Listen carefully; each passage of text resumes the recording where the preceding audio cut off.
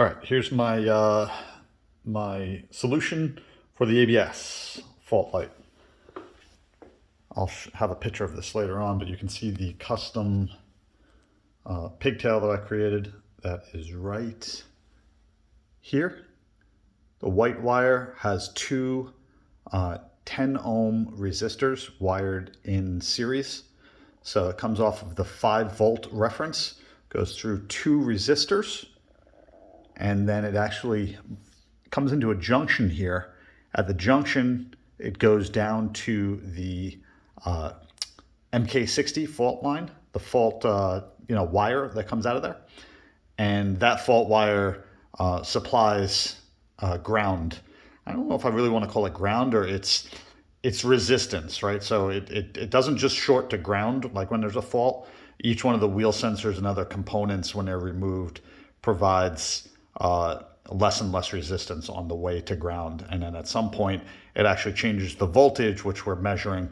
And we're measuring the voltage back on the other green wire right here. So out of the binder, rather than using one of the AIM connectors, I just am using 2 pins, one for 5-volt reference and one for signal. So again, 5-volt reference goes to 2 resistors, and then it goes to the signal wire, which goes to the MK60. And at the same time, it also is patched into the signal wire on the AIM binder. I can explain that more if someone's confused.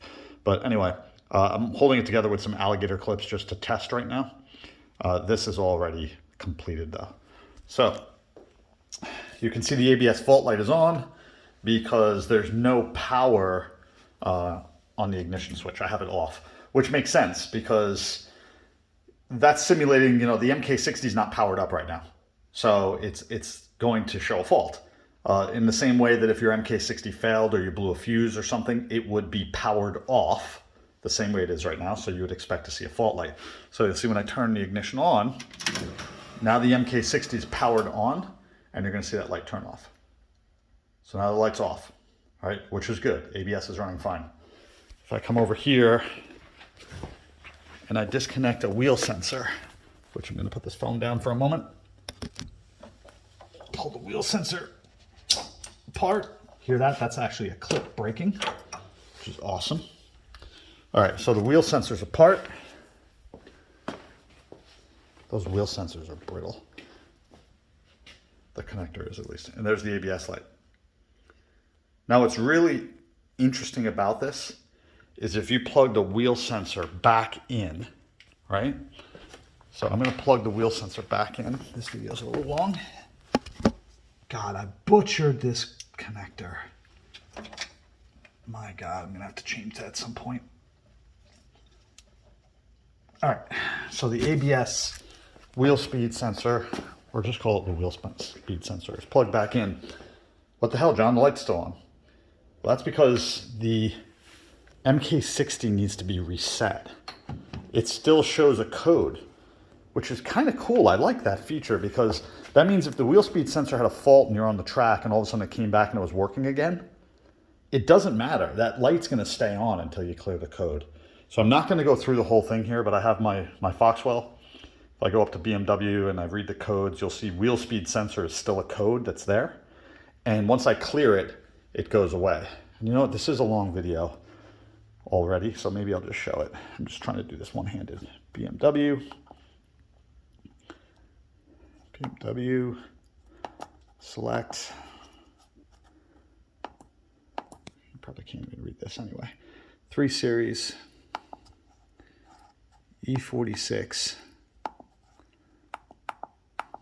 S54 Coupe, left-hand drive, 2004, yes.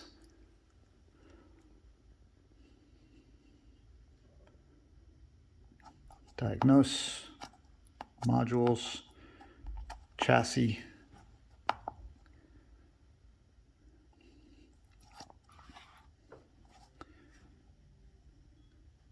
read codes. So you're going to see one of the codes that's here is ID number, of course. The car's a race car. Everything's taken out. My instrument cluster, yeah, it's gone. Thank you. wheel speed sensor. See that one? Wheel speed sensor. And even though I hooked it back up, it's still showing. And I still have the light. Now when I go back and I clear it, yes. Now listen, you'll hear it.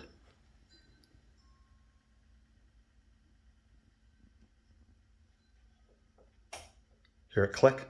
Now watch. Off it goes. Very fucking cool. And that's it for the video. If anybody wants more details on how I made that pigtail, let me know.